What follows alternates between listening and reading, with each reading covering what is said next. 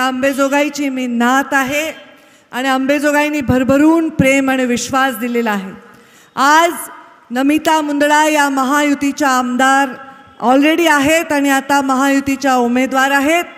या महायुतीच्या म्हणजे भारतीय जनता पार्टी, राष्ट्रवादी आणि शिवसेना या महायुतीच्या अधिकृत उमेदवार नमिताताई मुंदडा यांच्या येणाऱ्या 20 तारखेला विजयावर शिक्कामोर्तब करा असं आव्हान या निमित्ताने मी तुम्हाला सर्वांना करण्यासाठी या जिल्ह्याचे पालक म्हणून मी आपल्या सर्वांना आव्हान करते.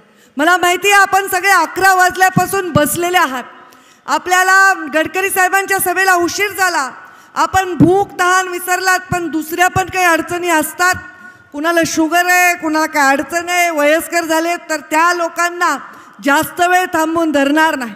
आज मंचावर खासदार प्रीतमताई, स्वतः उमेदवार नमिताताई, मंचावर आमच्या राष्ट्रवादीचे जिल्ह्याचे अध्यक्ष राजेश्वरजी चव्हाण, आमचे अल्पसंख्याक आघाडीचे सलीम जहांगीर, अक्षय मुंदडा, भरत बाप्पा काळे, संतोष हंगे, राणा डोईफोडे, विजयकांत मुंडे, राजाभाऊ अवताडे, शोभाताई लोमटे, रमाकांत मुंडे, विष्णुपंत घुले, रामभाऊ कुलकर्णी, बाळासाहेब शेप, विलास सोनवणे, वासुदेव नेहकर, नेताजी शिंदे, कमलाकर कोपले, बाळासाहेब दोडतल्ले, मुरलीधर ढाकणे, संदीप वाहुळे, मंचावर उपस्थित सर्वजण, मंचावर उपस्थित आणि मंचासमोर उपस्थित सर्व वडीलधारी मंडळी, सगळे टोपेवाले, फेटेवाले, सगळे शेतकरी बांधव, सर्व युवा बांधव, कारण ही अंबेजोगाई नगरी आहे, हे मराठवाड्याचं शिक्षणाचं माहेरघर आहे. त्यामुळे अत्यंत शिस्तीमध्ये प्रतिसाद देत असलेले सगळे युवा बांधव आणि माझ्या लाडक्या बहिणींनो, कारण तुम्ही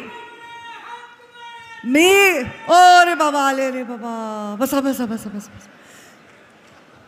मी तुम्हा सर्वांना विनंती करणार, या बीड जिल्ह्यामध्ये गडकरी साहेबांनी सांगितलं की गाय वासरूवर पण निवडणूक झाली, संघाच्या दिव्यावर पण निवडणूक झाली, नांगरधारी शेतकऱ्यावर पण निवडणूक झाली, पण 1980 पासून कमळाचं फूल कधीही आपण सोडलेलं नाही.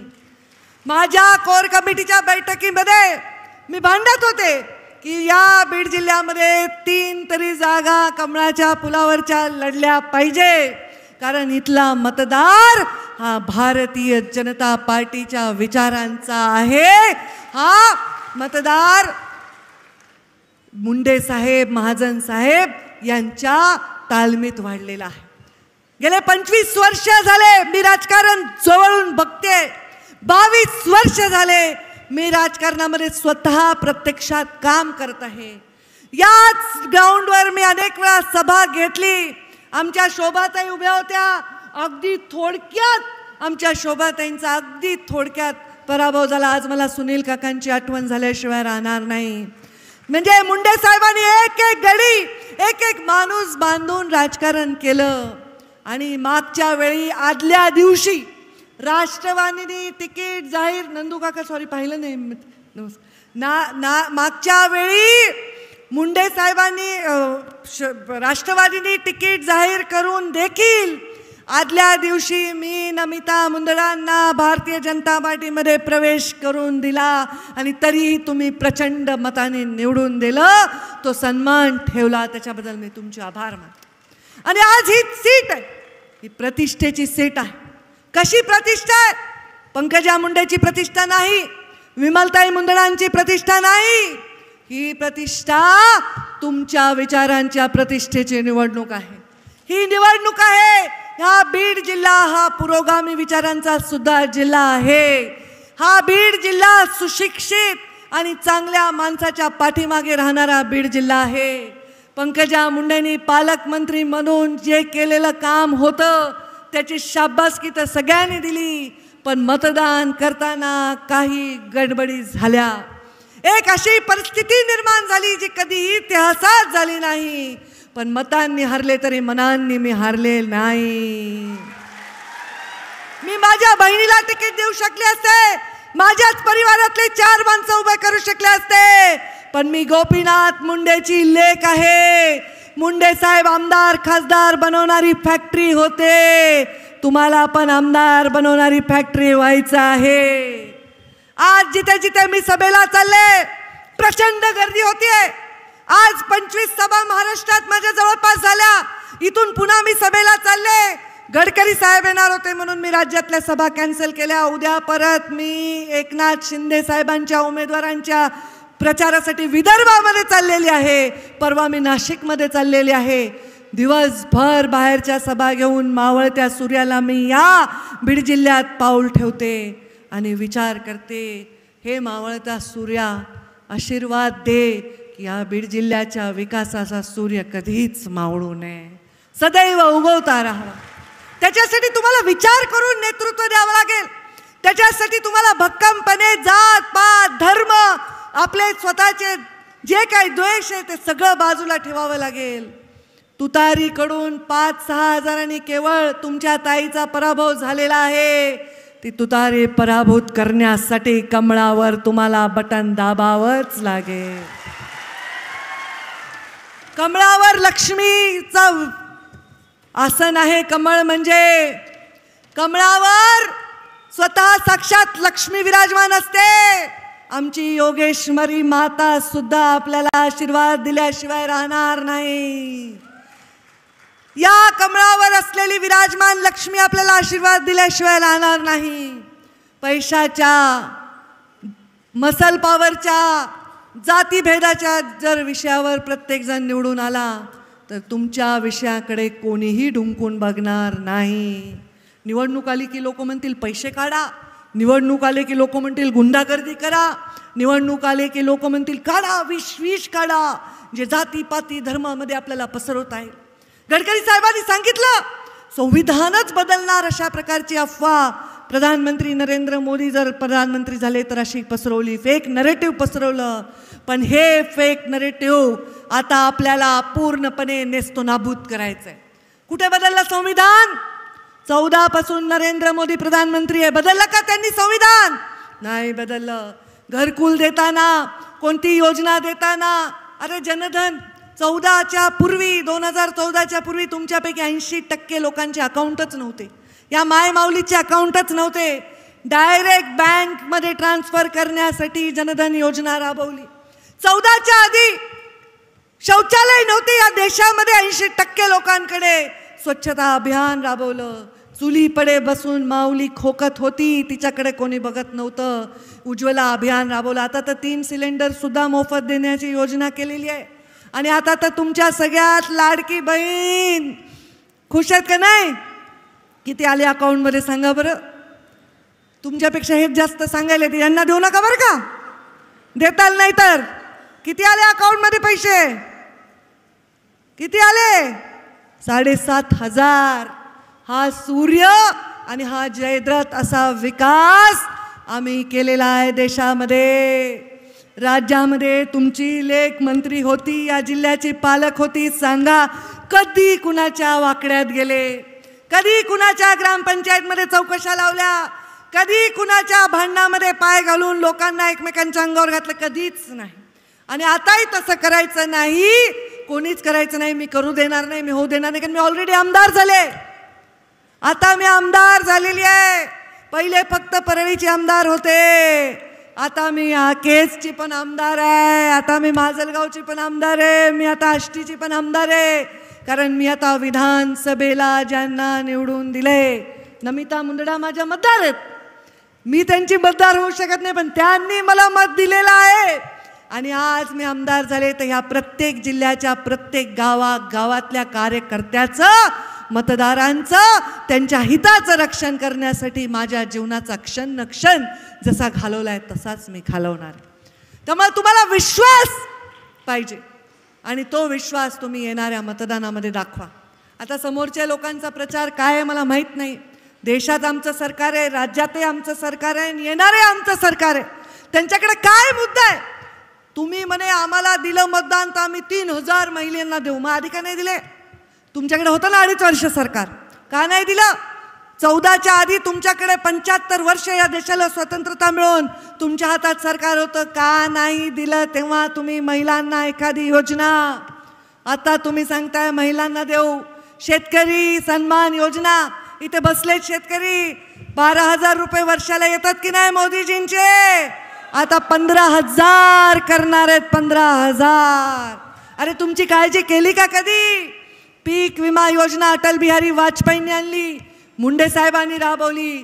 त्याच्यानंतर तुमच्या लेकींनी ही योजना राबवली. किती विमा दिला रे? बक्कळ विमा, प्रत्येकाच्या अकाउंटमध्ये बक्कळ पैसे. मग हे जर तुम्हाला आता पाहिजे असेल तर तुम्हाला विकासाचा दृष्टी समोर ठेवून मतदान कर. सगळं विसरून जा. मी विसरले, तुम्ही विसरा. माफ करणाराच राजा असतो, बदला घेणारा राजा होऊ शकत नाही. मी विसरून गेले लोकसभेचा पराभव, कारण मला तो पराभव वाटलाच नाही. 2-2 लाखांनी पराभव झाले लोकांचे. मी तर 5-6 हजारांनी पराभूत झाले. तुम्ही मला विजयीच केले. तुमच्या मनामध्ये इच्छा नव्हती की ताईने दिल्लीला जावं, महाराष्ट्रातच राहावं, म्हणून आमदार म्हणून परत तुमच्याकडे आले. मग आता ते विसरून जा. काय झालं ते मागं टाका. पुढच्या भविष्याचा विषय बघा. काही किरकिर करू नका. हे तुमच्या वेळी नव्हतं, हे नव्हतं, काय नाही. आपलं काम करा. ताईंनी जो तुम्हाला आदेश दिलाय, जी विनंती केली हात जोडून, त्या विनंतीला मान द्या. तुम्ही मला मान दिला तर मी मानच तुम्हाला देईन, हा विश्वास तुम्हाला देते. आणि तो मान नमिता मुंदडा आमदार म्हणून देतील, त्यांच्याकडून तुम्हाला तो मिळेल, हे सुद्धा आश्वासन मी तुम्हाला या निमित्ताने देते. त्यामुळे आता भाजप, राष्ट्रवादी, मला तर कधी वाटलंच नाही आबा आपण एका मंचावर बसून प्रचार करतो. घड्याळ, कमळ आणि धनुष्यबाण, धनुष्यबाणाची आम्हाला सवय, पण घड्याळ आणि कमळ एकत्र बसून प्रचार करेल हे पहिल्यांदाच या जिल्ह्यात व्हायला. प्रयोग झाला लोकसभेला, पण पहिल्यांदाच व्हायलाय. चला, राजकारणात वेगवेगळे प्रयोग होत असतात, पण ह्या प्रयोगांना यशस्वी करण्यासाठी काम करा. एखादा माणूस एखाद्या व्यक्तीला निवडून देण्यासाठी काम केला तर ते सकारात्मक काम आहे. ते एखाद्याला आपण निवडून नाही देऊ शकत, पण उगीच पाडायसाठी काम करण्याची आता प्रवृत्ती आपल्याला नकोय. आपण सर्वांनी नमिता मुंदडांना विजयी करा. मी नमितालाही दत्तक घेते आणि मतदारसंघ तर माझा दत्तकच आहे. तुमचं हितही दत्तक घेते. तुमच्या मंचावर बसणाऱ्या कोणाचंही आणि समोर बसणाऱ्या कोणाचंही नुकसान होणार नाही, ही माझी जबाबदारी. पण मला सांगा, महाराष्ट्रभर पंकजाताई चालल्यात. प्रत्येक जण मला म्हणते, ताई तुमची सभा झाली, आमची सीट पक्की. ताई तुमची सभा झाली, आमचे प्रभारी रोज फोन करतात, पंकजा यहाँ गई, पंकजा वहाँ गई. सगळे रिपोर्टिंग मोदीपर्यंत चाललेत. किती गर्दी व्हायली सभेला, किती राज्यामध्ये सभा होत आहेत. 25 सभा झाल्या, 50 झाल्या, त्याच्यातले असे निकाल येतील. मग माझ्याच जिल्ह्यात घोळ करायचं का नेहमी? आपण करायचं का? नाही ना करायचा. मग ह्या केजची सीट माझी आहे. मी मागच्या वेळी पण केजमध्ये निवडून आणली, 14ला, 19लाही निवडून आणली. आणि मी निवडून आणल्यानंतर त्यांची ताकद आपली ताकद मिळून जास्त मतांनी आपल्याला यावेळी नमिता मुंदडांना निवडून द्यायचं. आता काही चिंता करू नका. ऊसाचा वगैरे विषय वगैरे असा एवढा होईल, पण मी तुम्हाला एक गुड न्यूज देणार आहे आज. एक गुड न्यूज. या ऊसाचा विषयाची चिंता करायची नाही. 14 तारखेला वैद्यनाथ कारखान्याचं जे काही झालं आहे तिथे कारवाई झाली. माझ्या चांगला चाललेला कारखाना बंद पडला, माझ्यावर रेड झाली, माझ्याच कारखान्याला मदत नाही मिळाली, हे सगळं जगासमोर आहे. पण ईश्वराची, योगेश्वरी मातेची, माझ्या वैद्यनाथाची आणि माझ्या बाबांची कृपा आहे की त्या कारखान्याचा विषय मार्गी लागला. मी नेहमी म्हणायचे, कारखाना माझा राहू न राहू, कारखाना चालला पाहिजे. मला काय करायचं आहे, मला कारखान्यातून काही पेट्रोल भरायचं नाही माझ्या गाडीत, मला काही गेस्ट हाऊसवर जाऊन जेवण करायचं नाही, मला काय करायचं नाही कारखान्यातून, मला कारखान्यातून काही पोसायचं नाही, मला फक्त सामान्य माणसाचं हित करायचं आहे. कारखान्याचा विषय कोणीही चिंता करायची गरज नाही. वैद्यनाथ कारखान्याचा DRTमधून निर्णय झालेला आहे. त्या बँकांनी निर्णय घेतलेला आहे. त्या निर्णयाला अनुमोदन देणं हे माझं कर्तव्य होतं. ते झालंय. 14 तारखेला रोलरचं पूजन आहे आणि 25 नोव्हेंबरला मोडी टाकण्याचा कार्यक्रम आहे. परळी मतदार संघ जेव्हा आमच्या भावाला आम्ही दिला, म्हणजे ते निवडूनच आले होते, सिटिंग आमदारच होणार होते, पण तेव्हा माझ्या मनात वाटलं आपण ह्या परळीला आता म्हणजे थोडं वेगळं नातं राहिलं. एक कर्तव्य होतं, ज्या गडकरी साहेबांनी उल्लेख केला, ज्या मुंडे साहेबांनी सहकारची चळवळ भाजपची कधी नव्हतीच, तिथे पहिला पाया रोवला. एका ऊसतोड कामगाराच्या पोटी जन्म घेतलेल्या माणसांनी कारखाना काढला. जेवढे कारखान्यात ना आजूबाजूला त्यांनीच काढलेत, कुणी काही म्हणलं तरी. पण त्या कारखान्याला मदत नाही होऊ शकली आणि तो कारखाना बंद होता. काही त्या कारखान्याला रोग नाही. एखादा धडधाकट माणसाला कुलूप बंद करून ठेवा ना, तसं झालं. फक्त दुष्काळीच्या आर्थिक नुकसानीत कारखाना अडकला होता. आज कारखाना चालू होणार आहे आणि पानगाव कारखाना सुद्धा चालू होणार आहे पुढच्या वेळी. आता ऊस कमी आहे तिकडं, त्यामुळे कोणीही घाबरायचं कारण नाही.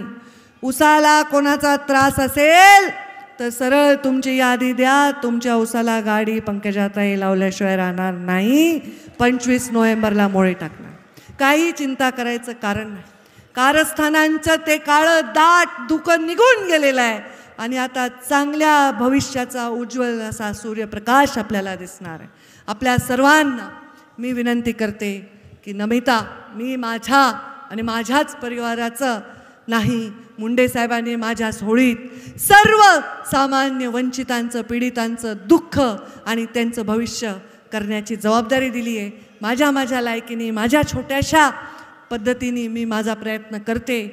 केजची सीट ही निवडून आणणं हे कर्तव्य मी तुमच्या झोळीमध्ये टाकते, तुमच्याही झोळीमध्ये टाकते. तुम्ही भविष्याचा विचार करा. तुम्ही पंकजाताईंच्या शब्दाला मान द्या आणि येणाऱ्या 20 तारखेला कमळाच्या फुलासमोरचं बटन दाबून मोठ्या मताने माझ्या महायुतीच्या उमेदवाराला विजयी करा.